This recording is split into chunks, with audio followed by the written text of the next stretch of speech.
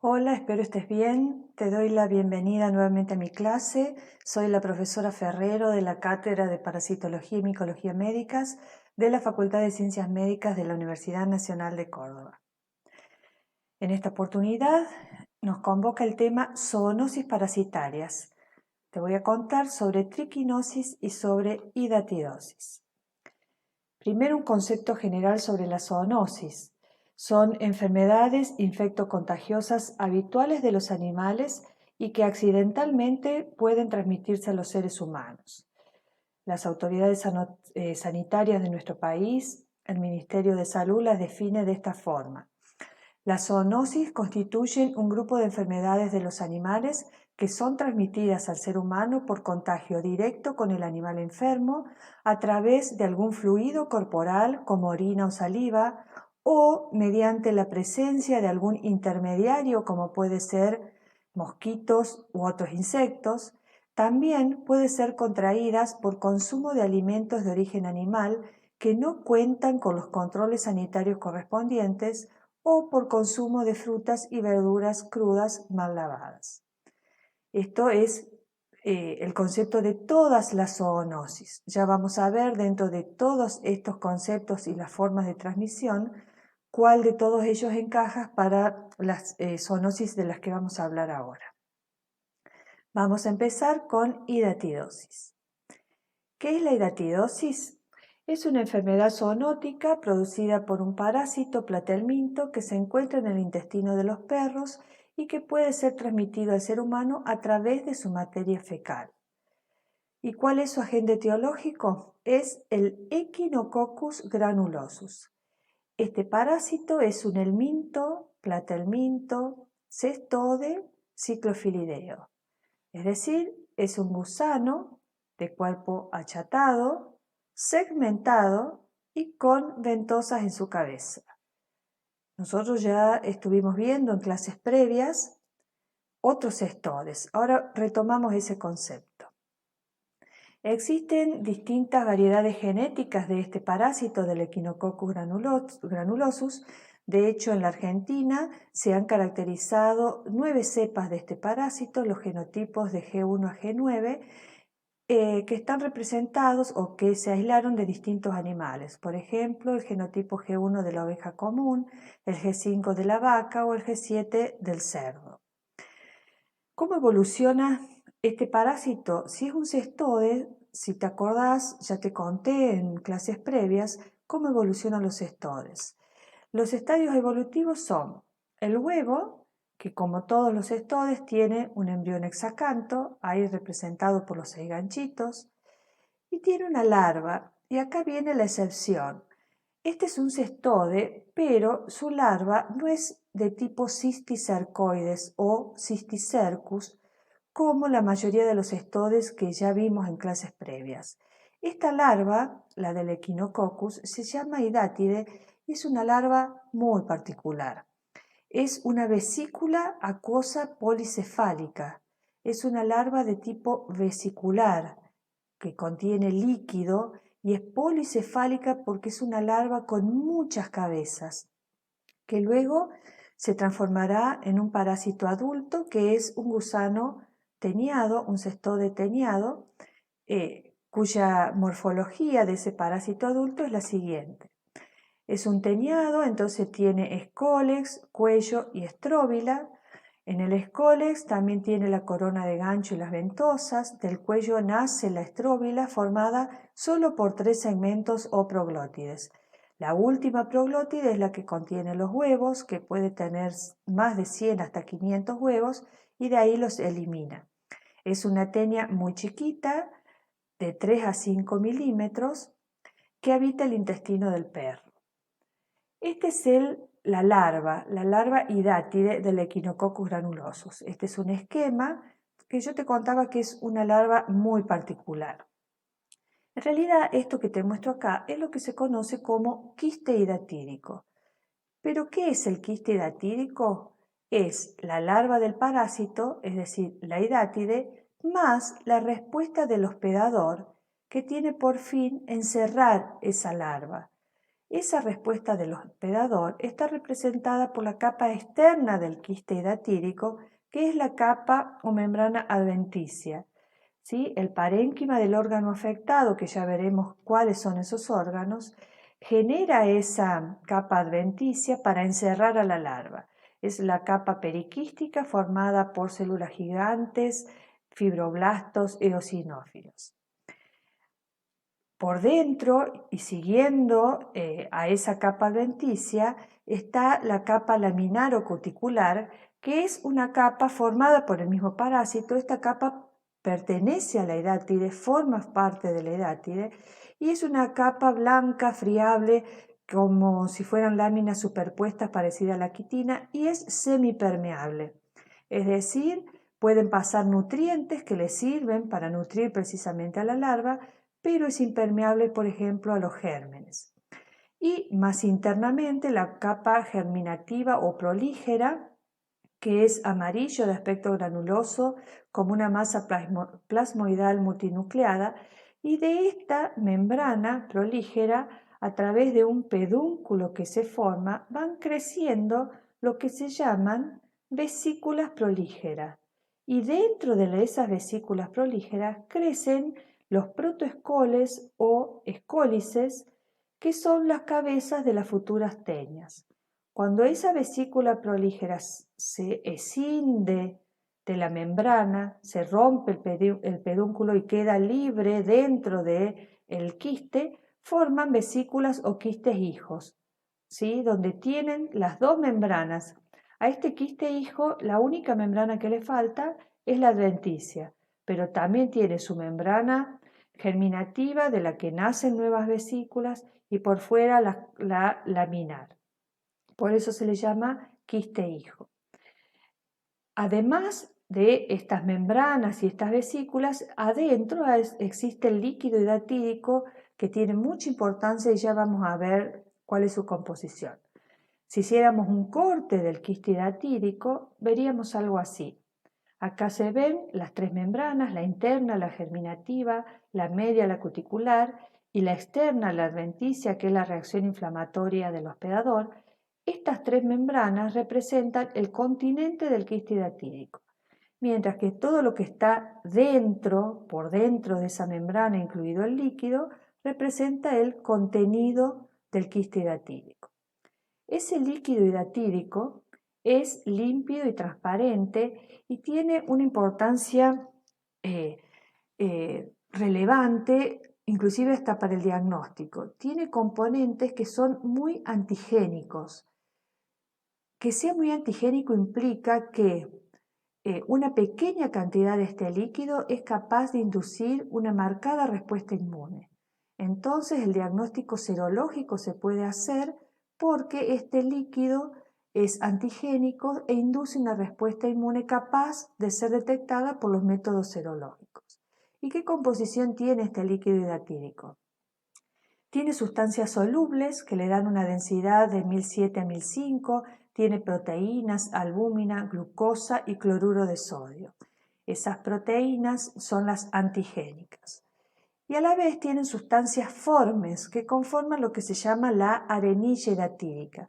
Y esa arenilla hidatídica está formada por vesículas hijas, escólices que pueden ser intactos, es decir, escólices que están vivos, que son viables, que son los llamados protoescólices, y los degradados, es decir, que no van a dar lugar a futuras teñas, y también los ganchos. Acá te muestro las vesículas hijas. Cada vesícula hija puede tener de 30 a 40 escólices, que cuando se degradan esas escólices dejan en libertad los ganchos, que se ven así, y los protoescólices, que esto darán lugar a las futuras teñas. Este es el hábitat natural del Echinococcus granulosus. Acá se puede ver cómo está adherido a la mucosa del intestino del perro. Fíjate, estas son las vellosidades del intestino del perro, cómo introduce su cabeza, su escólex, y deja hacia la luz del intestino la última proglótide de la que va a eliminar los huevos, y esos huevos aparecen en la materia fecal del perro y tienen la misma morfología que los huevos de otras teñas. Cuando el ser humano está infectado con una tenia, Solio nosaginata, elimina huevos idénticos a estos que elimina el perro. Entonces el perro es un protagonista importante en el ciclo biológico de este parásito. El perro representa el hospedador definitivo en el ciclo biológico del Echinococcus granulosus. Este ciclo biológico que es indirecto. Entonces, en este ciclo, el hospedador definitivo es el perro, el hospedador intermediario habitual es el ganado, ovino, caprino, bovino, y el hospedador intermediario accidental es el ser humano. El hospedador definitivo, el perro, que tiene el parásito adulto en su intestino, elimina los huevos con las heces. Esos huevos, te había dicho, tienen el embrión hexacanto y entonces contaminan el suelo, el ambiente, contaminan las pasturas de los que se van a alimentar estos ganados herbívoros, o también puede contaminar alimentos, frutas, verduras y agua que se consuman crudas y que sea consumida por el ser humano. Con esos alimentos, esos huevos llegan al hospedador intermediario habitual o al hospedador intermediario occidental, es decir, el hombre. Al ser humano también puede llegar esos huevos por contacto directo con el perro. Esos huevos, los huevitos del parásito que quedan en la región perianal del perro, cuando el perro se higieniza, también pueden quedar en el hocico y así por contacto directo llegar al ser humano. En los hospedadores intermediarios, ese huevo deja en libertad el embrión hexacanto que se llama oncófera, que perfora la pared intestinal, se disemina vía hemática y tiene como primer filtro el hígado, donde se encierra, se forma la perisquística, se empiezan a formar las membranas y se transforma en una larva hidátide y se transforman en quistes hidatídicos en las vísceras, ¿sí? Como te decía, el primer filtro es el hígado, si lo sobrepasa puede llegar a pulmón. El ciclo se cierra cuando los perros son alimentados con vísceras de oveja o de cabra que contienen quistes hidatídicos y dentro de esos quistes el perro se contamina con las escólices que contienen esos quistes. Entonces, es importante aclarar que existe el ciclo silvestre y el ciclo doméstico de la hidatidosis y es lo que hace que se perpetúe en el campo la hidatidosis. Tanto en los dos, en el ciclo silvestre como en el doméstico, el hospedador definitivo es el animal carnívoro y el hospedador intermediario es el animal herbívoro. En el ciclo silvestre, los carnívoros están representados por lobos, zorros y los herbívoros por alces, vicuñas, llamas. Mientras que en el ciclo doméstico, el carnívoro está representado por el perro o los perros y los herbívoros son el ganado ovino, caprino y bovino. Entonces, en el ciclo biológico del Echinococcus granulosus, produce en su ciclo biológico patologías distintas a los hospedadores definitivos y a los intermediarios. En su ciclo biológico, el Echinococcus granulosus le produce a los definitivos la equinococosis, pues tienen el parásito adulto, que es un Echinococcus, en su intestino, mientras que a los hospedadores intermediarios produce la hidatidosis, pues tienen la larva hidátide en sus vísceras. Entonces, ¿cómo se adquieren? La hidatidosis, que es la enfermedad quística de los hospedadores intermediarios, ganado y seres humanos, y cómo se adquiere la equinococosis en los perros, que es una teniasis, es una enteroparasitosis. El mecanismo de infección para hidatidosis es el fecalismo por contaminación fecal de perro, es decir, consumo de frutas y verduras que se consumen crudas y agua contaminada con materia fecal de perro. Y también es importante el contacto directo con el perro. Mientras que la equinococosis en los perros se adquiere por la ingesta de vísceras crudas. El mecanismo de infección en ambos es la vía digestiva, siempre entra por vía digestiva y el elemento infectante en el caso de hidatidosis es el huevo de Echinococcus granulosus y en el caso de la equinococosis para los perros es la protoescólices o son las protoescólices viables, es decir, las que están vivas, las que no están degradadas. Es importante aclarar esto y que cuando uno habla de mecanismo de infección de hidatidosis o vía de infección, siempre nos referimos a lo que le sucede al ser humano, no a lo que le sucede al perro. ¿Qué daños produce el parásito una vez que infecta al ser humano? La patogenia tiene que ver fundamentalmente con los fenómenos mecánicos por compresión.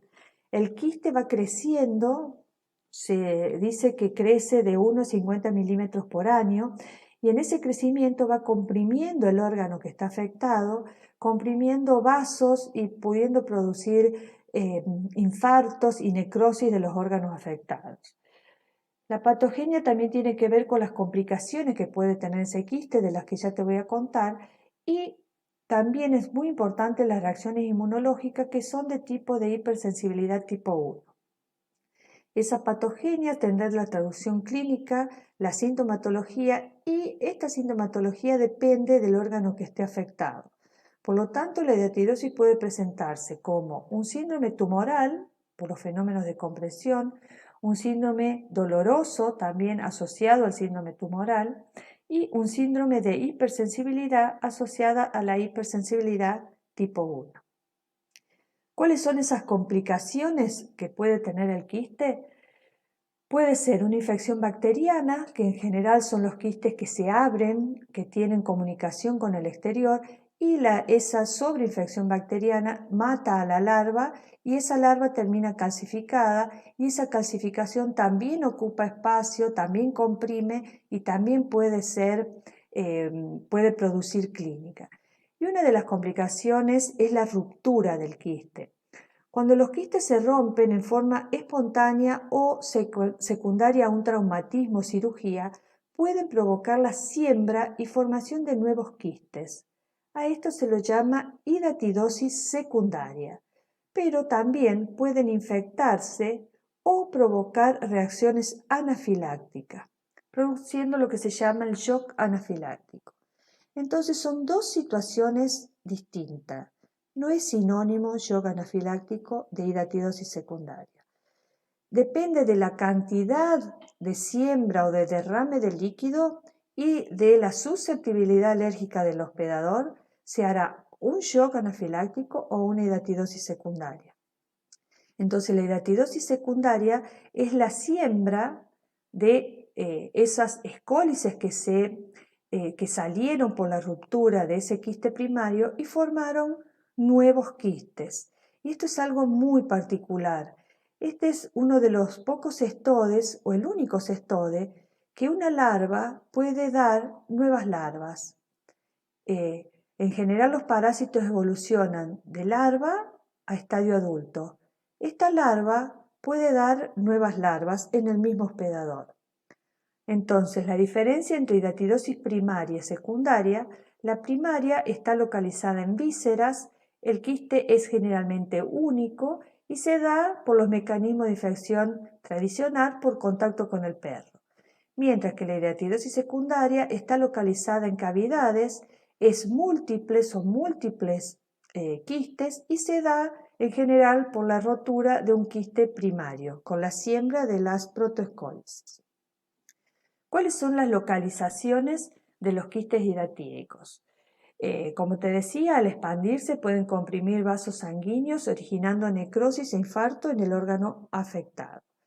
La localización más importante es la hidatidosis hepática, que se da en más del 50% de los casos, se estima entre un 67 y 89%.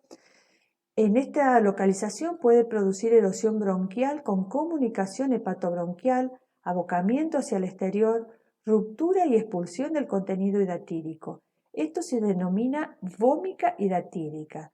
Es la eliminación espontánea del contenido del líquido cuando un quiste se abre espontáneamente a bronquio.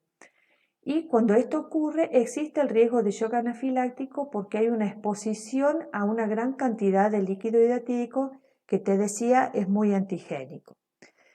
Clínicamente se va a presentar como una hepatomegalia dolorosa y con trastornos hepatobiliares. La localización pulmonar le sigue en frecuencia a la hepática, entre un 10 a un 15%. También los quistes de localización pulmonar se pueden abrir espontáneamente al bronquio y dar una vomiquedad tídica, y clínicamente se presenta con tos que puede ser seca o con hemoptisis pero aislada y con dolor de espalda. Luego vienen localizaciones mucho menos frecuentes como la hidatidosis ósea, que es apenas el 2% aproximadamente, que se presenta en la epífisis de huesos largos.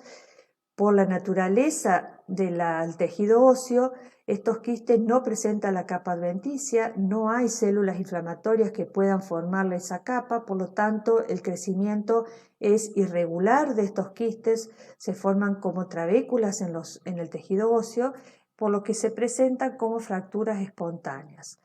Y otras localizaciones menos frecuentes pero muy severas son las que se pueden dar en el sistema nervioso central, donde por fenómenos de compresión de centros vitales tendrá repercusiones neurológicas. Y acá te muestro cómo se ven los quistes hidatídicos en el ganado. Las personas en el campo que hacen faenas en los campos suelen describir que en sus vísceras, en las vísceras que obtienen en las faenas o en las carneadas, se las ven a esas vísceras o achuras, como se llama en el campo, como si fueran unas bolsitas de agua. Se perciben y los trabajadores rurales, los campesinos, reconocen a las achuras por bolsitas de aguas y reconocen esas bolsitas, pero no siempre reconocen el riesgo que esas bolsitas de agua implican para la salud. En cuanto a los aspectos epidemiológicos, también desde las autoridades sanitarias se advierte que la hidatidosis está asociada con áreas de producción ganadera, en especial ovina y caprina, con infraestructura sanitaria deficiente, sin salas de faena, redes de agua potable, pozos para eliminación de vísceras, escaso conocimiento de la enfermedad y una población de perros sin atención veterinaria. En la hidatidosis, el ser humano tiene una importancia epidemiológica fundamental, siendo responsable de perpetuar la presencia del parásito en el entorno a través de ciertas prácticas, de las cuales la más importante es la faena domiciliaria y la alimentación de perros con vísceras crudas con el estadio larvario del parásito, que inicia así el ciclo de transmisión. Entonces, fíjate cómo el ser humano, con sus prácticas, está en el centro de la responsabilidad de la transmisión de la hidatidosis. Por lo tanto, estas representan situaciones de riesgo de transmisión. Las faenas clandestinas o rurales sin controles, los basurales donde pueden estar animales muertos y los perros alimentándose de ellos, las faenas y ventas de carne clandestina con acceso a los perros, como te decía, animales muertos en el campo, animales infectados, ovejas infectadas, que es luego alimento para los perros. Por lo tanto, repito, el rol del ser humano en la transmisión de la hidatidosis. Y eso se da en la faena domiciliaria. Esa faena domiciliaria puede ser rural, que se denomina carneada, o puede ser urbana, que la mayoría de las veces es clandestina. Acá está esquematizado ese acto, esa faena, cuando el individuo que hace la faena encuentra esas achuras con las bolsitas de agua, las desecha. Si no tuvieran las bolsitas, se consumen esas achuras, las desecha, y es común que se lo dé al perro que está en el campo. En ese perro desarrollará el gusano adulto, que luego contaminará el ambiente con los huevos y así contaminará a los dos hospedadores intermediarios, habitualmente al ganado, accidentalmente al ser humano. Por lo tanto, en el ciclo doméstico, el ser humano es el que, con sus prácticas de manejo sobre ambos hospedadores, perro y ganado, favorece la propagación de la hidatidosis. Sin embargo, hay que hacer una disquisición y hay que tener en cuenta distintos escenarios de la hidatidosis, porque cuando uno habla de prácticas de manejo del ganado, a veces hay situaciones que escapan a la voluntad y que no siempre son prácticas irresponsables, sino que son prácticas inevitables.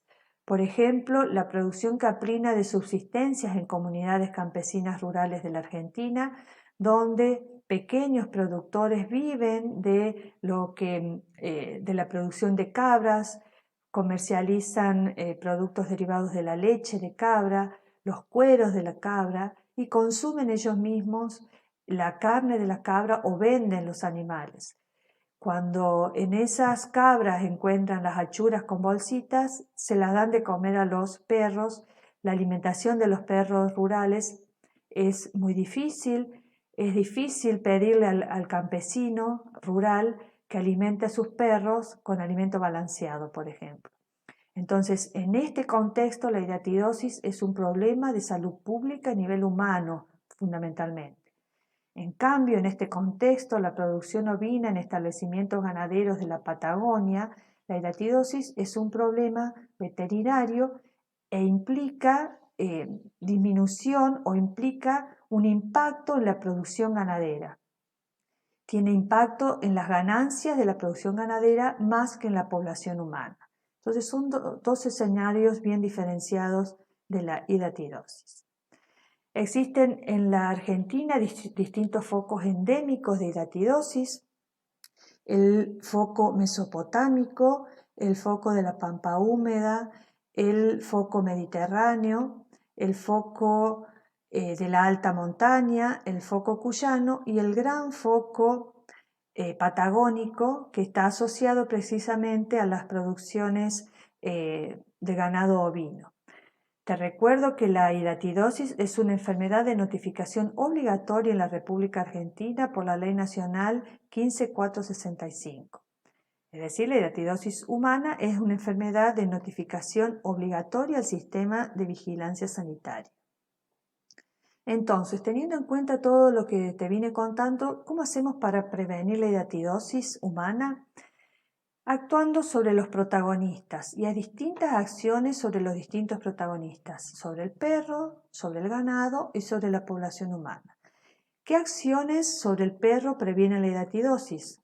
Fundamentalmente la tenencia responsable de perros como mascotas. Eso implica la desparasitación periódica, la alimentación con alimento balanceado, es decir, evitar alimentarlos con vísceras crudas. Las vísceras son las achuras, no es la carne. Y precaución en el contacto directo con el perro. Impedir el acceso de perros a las zonas descarneadas y algo importantísimo, deberíamos implementar programas de desparasitación de los perros rurales. Eso es fundamental. En cuanto a la prevención sobre el ganado, los controles veterinarios del ganado, inclusive existe una vacuna, la G95, que es una vacuna recombinante que previene la infección del ganado, y la destrucción de vísceras con quistes. Y a nivel de la población humana, la educación sanitaria acá es fundamental. ¿Y qué implica la educación sanitaria en hidatidosis? Inculcar el cambio de hábitos y costumbres perjudiciales, construcción de mataderos adecuados y la difusión e información sobre hidatidosis a través de afiches, campañas informativas. También el control veterinario adecuado de los frigoríficos, el correcto lavado de verduras y frutas para consumo, lavado de mano y consumos de agua potable. Y cuando te decía cambiar de hábitos y costumbres perjudiciales, por ejemplo, este hábito que es muy frecuente, hay que cambiarlo. El contacto directo con el perro es de alto riesgo, no solo para esta infección, sino para otras. Hay que entender que los perros no dan besos. El contacto del perro con el ser humano tiene otro sentido y lo tenemos que evitar. Pero sí podemos tener un contacto estrecho, afectuoso con nuestra mascota sin correr riesgo. En cuanto al diagnóstico, existe la guía para el diagnóstico de hidatidosis, también del Ministerio de Salud, y en esa guía dice que el diagnóstico de certeza solo puede hacerse por la visualización macroscópica del quiste en el acto quirúrgico o de estructuras de quiste observadas microscópicamente. Cuidado, es la observación del quiste en el acto quirúrgico. Para el diagnóstico está contraindicado la punción, es decir, obtener una muestra tipo biopsia para ver si es o no un quiste hidatídico.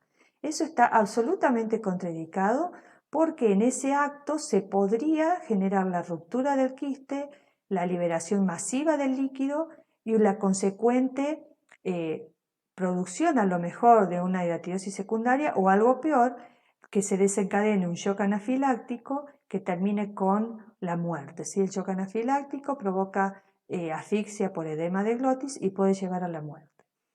En la práctica, el diagnóstico de hidratidosis se basa en 3 pilares: el examen físico y antecedente epidemiológico, el diagnóstico por imágenes y las pruebas serológicas.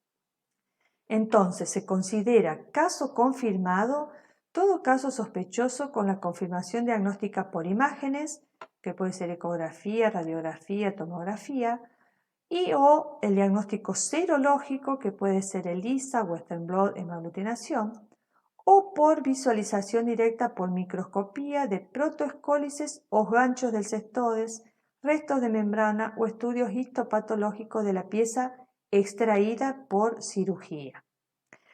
Los ganchos y las protoescólices también pueden ser observados, por ejemplo, si existe una vómica hidratídica, es decir, una expulsión espontánea del contenido del líquido. Y las opciones de tratamiento puede ser farmacológico, y acá es muy importante porque el tratamiento relevante es el tratamiento quirúrgico, es decir, por cirugía. Y se puede hacer una cirugía convencional o el recomendado y el que se usa es lo que se llama PAIR, que enumera los pasos del procedimiento: punción, aspiración, inyección, reaspiración. En este procedimiento se aplica en quistes hepáticos fundamentalmente o accesible para punción guiada por ecografía. Se realiza punción percutánea, aspiración del contenido e inmediatamente inyección de sustancia escolicida, es decir, que mate a las escólices, compuesta por alcohol absoluto 95% o solución salina hipertónica, es decir, una solución hipertónica de cloruro de sodio. Y luego la reaspiración que se hace en días sucesivos. Eso en cuanto a la zoonosis y hidratidosis. Ahora pasamos a la otra zoonosis, la triquinosis. La triquinosis, según el Ministerio en su página, dice que es una enfermedad producida por parásito con forma de gusano que se encuentra alojado en músculos de los cerdos y otros animales salvajes como el jabalí y el puma. Las personas se contagian consumiendo carne de cerdo, chacinados o embutidos mal cocidos, en especial si son de elaboración casera. El agente etiológico es Trichinella spiralis, aunque ahí haya una CH, se pronuncia como Q. Trichinella spiralis, este es un parásito helminto, nematode o nematelminto. También existen varias especies de trichinela, si bien yo te nombré la spiralis, existen otras especies de trichinela, pero la más importante, la que se encuentra en cerdo, jabalí y puma, es la spiralis, que es la productora de las triquinosis que conocemos. Estas especies también tienen distinta distribución geográfica, ¿sí? La spiralis es la que está en Sudamérica, en Norteamérica, en parte de Asia también. La nativa es la que tiene resistencia al frío, el frío no la mata, y la Nelsoni es la trichinella africana. Insisto, acá vamos a hablar siempre de Trichinella spiralis, que es la productora de la triquinosis en nuestro medio. Los parásitos adultos tienen diferenciación sexual por ser nematodes. El macho siempre es más chico que la hembra, con su extremo posterior enrollado ventralmente, alcanza hasta 1,6 milímetros de largo. La hembra es bastante más larga, hasta los 3 milímetros. Y la hembra tiene algo particular, que pueden verse dentro de la hembra los embriones que se van desarrollando dentro del útero. Acá podemos ver en estas microfotografías cómo los embriones se ven desarrollados dentro del útero de la hembra. Esto hace que la hembra de Trichinella spiralis tenga una característica biológica, y es la de ser vivípara. Esta hembra no coloca huevos, sino embriones. Los embriones nacen de las hembras. Se suele decir que la hembra da a luz a los embriones, en realidad los deja en libertad. Y esto es una característica exclusiva de la hembra de Trichinella spiralis. El resto de las hembras de otros parásitos que ya te he contado, todas ponen huevos. Estas ponen embriones. El ciclo biológico de Trichinella spiralis es un ciclo biológico directo, es decir, que se completa en un único hospedador. Si bien se completa en un único hospedador, no tiene solo un hospedador, aunque parezca un juego de palabras, ¿sí? Se repite este ciclo en varios hospedadores. Habitualmente este ciclo se repite en ratas y cerdos y ellos hacen que se perpetúe este ciclo porque los cerdos comen rata, las ratas se comen entre ellas y se perpetúa el ciclo de la triquinosis. Y accidentalmente se da en el ser humano. El parásito hace el mismo ciclo en cada uno de ellos y lo que tienen en común los tres es que tienen larvas de este parásito enquistadas en sus músculos, en el músculo del ser humano, en el músculo o en la carne del cerdo y en la carne de la rata. Para que el ciclo continúe, solo se da cuando otro carnívoro ingiere las larvas enquistadas. No hay forma de adquirir la triquinosis si no se come carnes que tengan larvas en su interior. ¿Cómo sería entonces la descripción del ciclo de Trichinella spiralis? Todo comienza con la ingesta de carne de cerdo crudo o mal cocida, contaminada con larvas enquistadas. Puede ser carne de cerdo, puede ser derivados del cerdo, chacinados, salames, etc. Una vez que esas larvas son ingeridas, pasan por el estómago, el ácido gástrico y la pepsina disuelven la envoltura quística de la larva y a las 24 horas quedan las larvas libres en el tubo digestivo, en el intestino delgado. A los 2 días ya hay adultos, machos y hembras en el intestino y se acoplan. Este paso es fundamental. Esas larvas pasan a ser gusanos adultos que se acoplan. Las hembras ya fecundadas penetran la mucosa intestinal donde colocan los embriones, es decir, donde se da la vivipostura. Eso ocurre a los 7 días de la infección. Los embriones ganan la circulación y se diseminan hasta llegar a la célula del músculo esquelético donde empiezan a invadirlas. Esos embriones también pueden tener localizaciones ectópicas dando complicaciones como daños miocárdicos o del sistema nervioso central. Ese embrión que entró a la célula del músculo esquelético madura al estadio de larva, es decir, deja de ser embrión y se convierte en larva, que madura y se enquista en los músculos. A los 10-14 días de la infección, es decir, a los 14 días de haber comido la carne, ya hay larvas enquistadas en los músculos esqueléticos. Esas larvas viven más o menos 5 años, luego se calcifican y mueren. Es decir, ahí podemos ver larvas vivas, larvas calcificadas. Ahora bien, ¿cómo es ese proceso de invasión muscular? Ese embrión que entra a la célula muscular, ¿cómo es el proceso de invasión hasta convertirse en larva? Comienza con la penetración de las células musculares y el establecimiento como parásito intracelular dentro de la miofibra. ¿Sí? El embrión, entra a una célula muscular y por lo general una larva ocupa cada fibra muscular. Después de la penetración ocurren varios cambios en la fibra muscular parasitada. Primero hay una desdiferenciación de la célula muscular, es decir, ese embrión que entra a la célula hace que la célula muscular cambie, se desdiferencie. Los miofilamentos desaparecen, las mitocondrias se degeneran, el retículo endoplásmico liso aumenta y los núcleos se degradan. Todos esos cambios induce el embrión en la fibra muscular. Luego que eso ocurre, hay una rediferenciación de la célula muscular en la célula nodriza. Es decir, la célula muscular se transforma en célula nodriza. Se va formando un complejo que rodea la larva donde los fibroblastos vecinos van produciendo colágeno. La masa nucleada parecida a un quiste que rodea la larva se conoce como célula nodriza y acá está representada por todos esos puntitos y acá sería esa masa gris que rodea la larva. La larva se enrolla y absorbe nutrientes del sarcolema del músculo. A la vez también hay angiogénesis, es decir, se forma alrededor de la larva una red de capilares que rodea al complejo parásito célula nodriza. Esto que parece un quiste es un complejo parásito célula nodriza. Entonces, esa larva enquistada en el tejido muscular, que se enquista preferentemente en diafragma, intercostales, músculos del cuello y extrínseco del ojo, siempre cerca de la inserción tendinosa y paralelas a la fibra, se ve de esta forma. Como te decía, paralela a la fibra, este es un corte histológico, este por supuesto es un dibujo. En ellos distinguimos las fibras musculares, la célula nodriza, que es la que está rodeando a la larva enrollada en el medio y por fuera la cápsula de colágeno.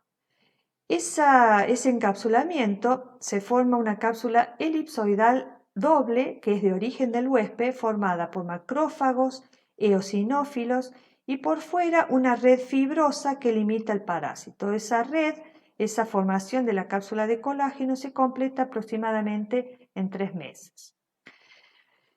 En la transmisión de la triquinosis es fundamental saber si los cerdos están o no están infectados. Por lo tanto, hay que hacer diagnóstico de los cerdos para el consumo. Luego de las faenas, luego que se hace la carneada del cerdo para el fin que sea, es fundamental analizar la muestra de carne del cerdo para saber si está infectada. Eso lo hacen los veterinarios en el laboratorio del veterinario y existen 2 técnicas. La técnica de triquinoscopía directa es una técnica ya en desuso, pero es tradicional y se hace de la siguiente forma: se toman muestras de pilares del diafragma cortando el músculo en el mismo sentido de la fibra muscular. También pueden ser de los intercostales, maceteros o abdominales. La identificación de las larvas enquistadas en el tejido muscular se hace por compresión de la muestra entre 2 placas de vidrio y posterior observación en el microscopio. Lo que se usa hoy es la técnica de digestión artificial o enzimática. Esa misma muestra que se obtuvo se basa en digerir esa muestra con un líquido compuesto por pepsina, ácido clorhídrico, agua, temperatura y agitación durante un tiempo variable de 30 a 50 minutos. Mediante este proceso, las larvas son liberadas del tejido muscular para luego ser recuperadas por filtración y posterior sedimentación, observando luego también al microscopio para hacer el recuento de las larvas. Así se ven en una triquinoscopía, así se ven las larvas sueltas luego de la digestión enzimática o artificial. Entonces, ¿cómo se adquiere la triquinosis? Ya lo hemos dicho, te lo he contado, pero en resumen, el mecanismo de infección es carnivorismo por ingesta de carne de cerdo crudo mal cocida o embutidos derivados. La vía de infección es la digestiva y el elemento infectante es la larva enquistada viable de Trichinella spiralis. ¿Qué acciones patógenas ejerce el parásito en la triquinosis? Ejerce una acción tóxico-alérgica, más bien alérgica, que es la acción primordial. También acción mecánica y acción traumática, fundamentalmente provocada por las hembras cuando se colocan, llegan a la mucosa intestinal para poner los embriones, y también cuando la larva se enquista en músculo produce traumatismo del músculo. Todo eso termina en procesos inflamatorios a nivel intestinal primero y a nivel muscular después. En cuanto a la clínica de la triquinosis, hay distintas etapas: el periodo de incubación, que es variable, que puede durar hasta 15 días y representa desde el momento que se infectó, es decir, que se consumió la carne de cerdo, hasta la aparición del primer síntoma. Cuando aparece el primer síntoma, estamos en el periodo de invasión y luego el periodo de estado. En la triquinosis se puede percibir claramente la relación entre el ciclo biológico del parásito, la patogenia, es decir, los daños histológicos y fisiopatológicos, y la clínica del paciente. En este esquema podemos ver que desde que ingresa el embrión se transforma en adulto, los adultos se acoplan, la hembra va al fondo de las vellosidades, dañando las vellosidades intestinales y liberando los embriones, y los embriones migran hasta llegar a adultos. Todo ese proceso de invasión representa el periodo de invasión y está dado por esa invasión o migración de los embriones. Luego, cuando la larva ya está alojada en los músculos, estamos en el periodo de estado y está representado por las larvas enquistadas en músculos. Entonces se puede percibir bien la relación entre lo que hace el parásito y lo que le sucede al paciente. Entonces veamos en forma detallada esa relación. ¿Cuál es la patogenia y clínica en el periodo de invasión? La patogenia es fundamentalmente la inflamación intestinal y la enteritis producidas por las hembras que colocan los embriones allí y, como te decía, la sensibilización por la hipersensibilidad tipo 1. Clínicamente, el periodo de invasión se va a caracterizar por un síndrome infeccioso, donde hay cefalea, astenia, mal estado general y fiebre. Puede haber síntomas gastrointestinales como diarreas o vómitos en respuesta a esta inflamación intestinal, y en respuesta a la sensibilización alérgica se presenta un edema bipalpebral e inyección conjuntival. En el periodo de estado, ya con las larvas enquistadas, hay miositis y necrosis muscular, siempre hay hipersensibilidad de tipo 1 y el complejo parásito célula nodriza forma el sarcolema, que el sarcolema forma la pared quística con la inflamación periquística formada fundamentalmente por eosinófilos. Desde la clínica, los síntomas del periodo de estado se acentúan, puede seguir estando el síndrome infeccioso con fiebre, también hay síntomas oculopalpebrales, pero a estos síntomas que en el periodo de invasión se daban solo por una respuesta alérgica, ahora se suma la presencia de larvas en los músculos extrínsecos del ojo, entonces a ese síntoma oculopalpebral tipo alérgico se suma el dolor. Duele abrir los ojos, duele parpadear. Y lo que caracteriza a este periodo de estado son las mialgias. Las mialgias son muy dolorosas y se desencadenan por movimientos musculares, por respiración, masticación, deambulación, es decir, duele respirar, duele masticar. No confundir estas mialgias que se dan por el enquistamiento de las larvas con las mialgias que acompaña al síndrome infeccioso como un malestar general.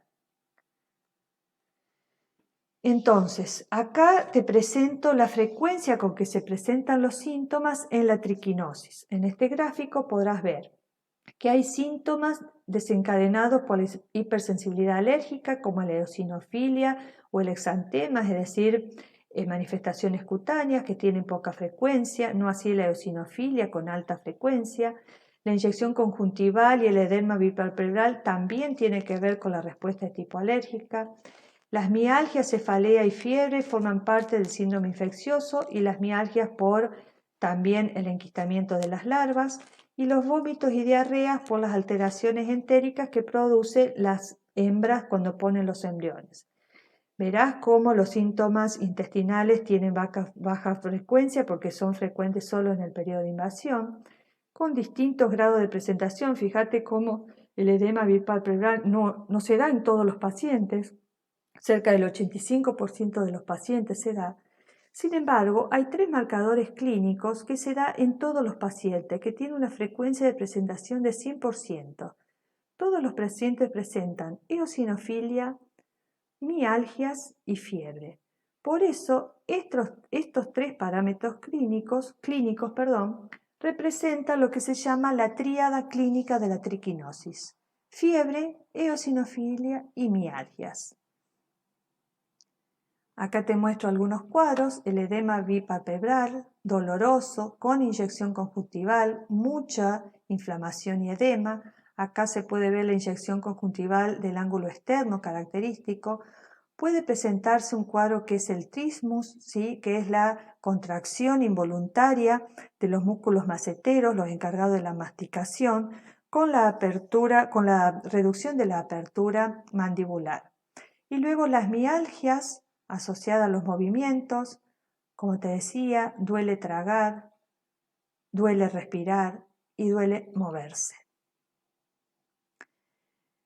La triquinosis puede tener ciertas complicaciones. Por ejemplo, a nivel del sistema nervioso central, que esas complicaciones se dan el 10 al 24% de los casos, pueden presentar meningoencefalitis, encefalopatía, paresia y parálisis y psicosis. Las complicaciones a nivel del sistema nervioso y del aparato cardiovascular no se da por la presencia en sí del parásito o del enquistamiento de la larva, sino por una respuesta tóxica a la presencia del parásito. En cambio, las complicaciones en ojos sí se dan por la presencia de la larva, como el dolor del globo ocular, puede haber fotofobia y escotomas visuales. También puede haber complicaciones en el aparato respiratorio, neumonía, edema del pulmón, tromboembolismo pulmonar. Te decía, en el aparato cardiovascular, que se da hasta el 20% por causas tóxicas, puede haber disritmias, miocarditis, insuficiencia cardíaca y edemas periféricos, y por supuesto a nivel del músculo esquelético, contractura y debilidad. En cuanto al pronóstico, tenemos dos situaciones. En casos graves, que tiene que ver con una invasión masiva, es decir, con mucha carga parasitaria, puede llevar a la muerte por miocarditis e insuficiencia cardíaca, por encefalitis o por embolias pulmonares masivas. Pero en las invasiones menos graves, que son la mayoría, es decir, con una carga parasitaria menor, el pronóstico es bueno y los síntomas suelen resolverse por completo. En cuanto a la epidemiología de la triquinosis, es una enfermedad infecciosa zoonótica no transmisible y es de origen alimentario, es decir, siempre tenemos que recordar que la triquinosis es una ETA, enfermedad de transmisión alimentaria. La distribución es universal tanto como la susceptibilidad y está en riesgo la población que consume carne de cerdo o animales salvajes carnívoros.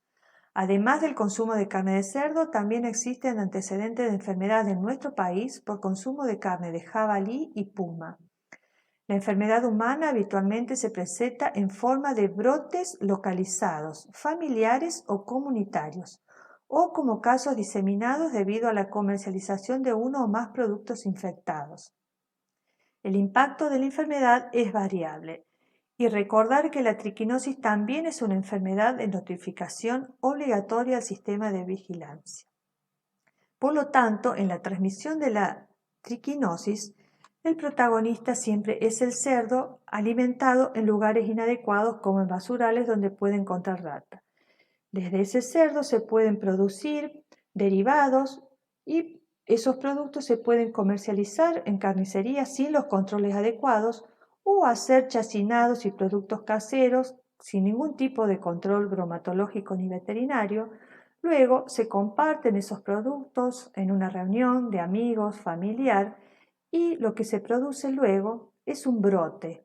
Un brote es un conjunto de personas con los mismos síntomas y con el antecedente de haber consumido productos de la misma procedencia. Esta presentación de brote tiene una importancia diagnóstica muy importante, valga la redundancia. Que se presente como brote es lo que nos hace sospechar que estamos frente a cuadros de triquinosis. Si recordás la tríada diagnóstica, o los tres pilares para el diagnóstico, clínico, epidemiológico y de laboratorio, pues bien, acá el diagnóstico epidemiológico cobra una fundamental importancia. El hecho que se presente como brotes nos permite desde la epidemiología sospechar que estamos frente a cuadros de triquinosis. Y el diagnóstico puede ser de laboratorio o puede ser in vivo. De laboratorio tenemos el laboratorio general, donde en el hemograma podemos ver la leucocitosis, y acá tenemos otra vez un marcador muy útil que es la eosinofilia, que puede dar del 40 al 70%, ¿sí? La presencia de los eosinófilos en el hemograma. Y a nivel de los estudios enzimáticos de la sangre podemos encontrar aumento de las enzimas musculares, la CPK. Vale la pena aclarar que la detección de la CPK evidentemente no forma parte de un hemograma. Como métodos directos se puede usar la biopsia de músculo esquelético, siempre elegir los más accesibles como deltoides o gemelos y aquellos que sean más dolorosos porque nos da la pauta que ahí puede haber larvas, para hacer estudios histopatológicos para observar la larva enquistada. Y también en el laboratorio se pueden hacer los métodos indirectos, que son los serológicos. El de elección es el método de ELISA para detectar anticuerpos de tipo IgG. Este es un método muy sensible, puede alcanzar el 100% de sensibilidad y ya a los 15 días de la infección hay anticuerpos IgG detectables por ELISA. Los otros métodos son menos usados. Y se pueden hacer pruebas in vivo, la intradermoreacción de Bachmann, donde podemos hacer dos lecturas. Una reacción precoz, es decir, una lectura a los 20-30 minutos. Esta lectura lo que hace es evidenciar la respuesta de hipersensibilidad tipo alérgica mediada por la IgE. ¿Sí? Es una reacción precoz. Y sabemos que la reacción de hipersensibilidad tipo 1 está presente en la triquinosis, entonces nos va a dar positiva la reacción precoz. Y también nos da positiva la reacción tardía, que esta se lee a las 12, 24 o 48 horas, y en esta reacción tardía está involucrada la hipersensibilidad de tipo 4, que es la respuesta celular. Triquinela también induce una respuesta de tipo celular. Y los brotes de triquinosis son noticias. La triquinosis sale en los diarios. En diarios de nuestra ciudad de Córdoba siempre aparecen notificados los casos de triquinosis desde el 2018, 2019, este año también. En el 2018 hubo un brote muy grande con muchos casos positivos. En Buenos Aires hasta un diario universitario los menciona, y no solo en la Argentina, sino en España también es noticia la triquinosis asociada a la práctica de la caza. Por lo tanto, para la profilaxis de triquinosis hay que tener en cuenta cuáles son las prácticas peligrosas y que ponen en riesgo de transmisión. Una de las prácticas de mayor riesgo es la crianza y alimentar los cerdos en los basurales, y otras son las faenas clandestinas o las faenas rurales sin ningún tipo de control. Entonces, el punto de partida de la profilaxis es evitar estas prácticas peligrosas.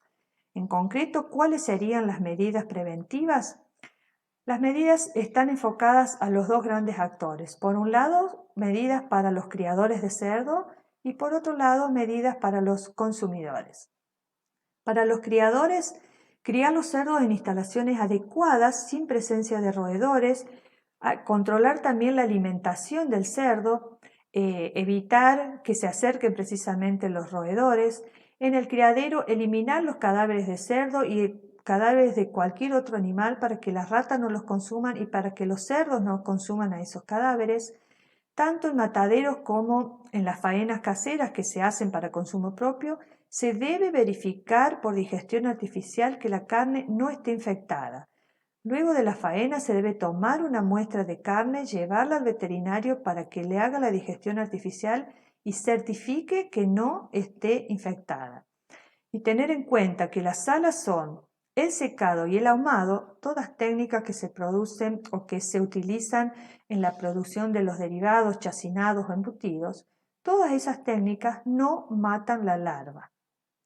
Y las medidas preventivas para los consumidores: consumir siempre carne de cerdo y productos derivados, embutidos, chacinados, salazones, que sean fabricados y o elaborados por establecimientos autorizados y habilitados por la autoridad sanitaria competente, es decir, habilitados por SENASA o por el Ministerio de la Provincia o por bromatología de la municipalidad. Y adquirir solo productos que posean un rótulo, y ese rótulo identifique al establecimiento, el domicilio del establecimiento y la habilitación que ese establecimiento posee. Se recomienda no consumir productos caseros, excepto que los mismos hayan resultado negativos en la digestión artificial. Es decir, solo consumir productos caseros de carneadas caseras si es que las carnes han sido analizadas.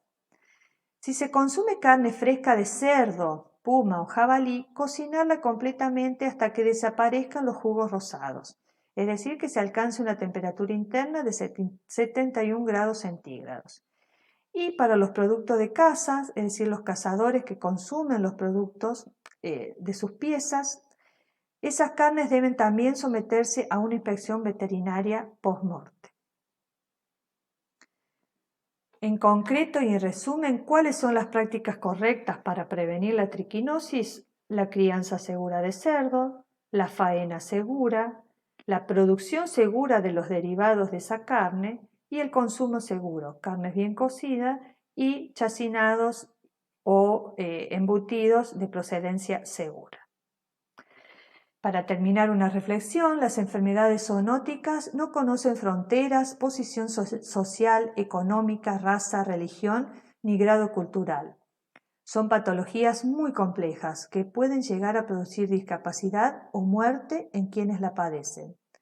Por ello, resulta necesario concientizar a la población sobre la importancia de estas enfermedades, lo fundamental que resulta enfatizar en su prevención y la continua educación a la sociedad en todos sus estratos.